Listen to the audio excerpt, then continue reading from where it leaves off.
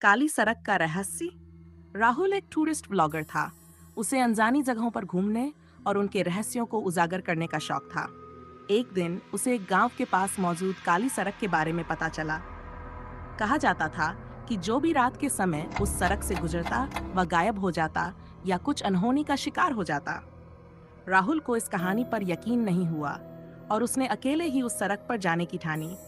रात के 12 बजे कैमरा ऑन करके वह अपनी बाइक से सड़क पर चल पड़ा। चारों ओर घना जंगल था और अजीब सन्नाटा पसरा था। अचानक उसकी बाइक के आगे एक सफेद साड़ी पहनी औरत आ खड़ी हुई। राहुल ने ब्रेक लगाए, लेकिन जैसे ही उसने नजर उठाई, वह औरत गायब हो चुकी थी। वह घबराया, लेकिन उसने अपनी यात्रा जारी रखी।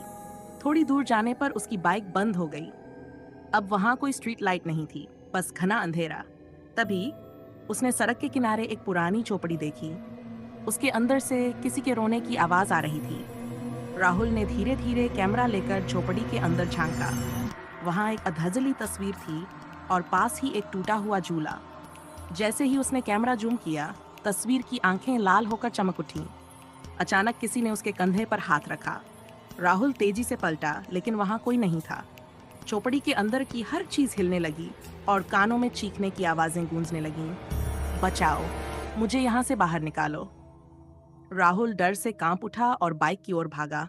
जैसे ही उसने किक मारी, बाइक अपने आप स्टार्ट हो गई। वह पूरी रफ्तार से सड़क छोड़कर गांव की ओर भागा और फिर कभी वहां वापस नहीं गया। बाद में उसे पता चला कि काली सड़क पर कुछ साल पहले एक महिला और उसकी बच्ची की एक्सीडेंट में मौत हो गई थी। तब से उनकी आत्माएं वहां भटक रही थीं।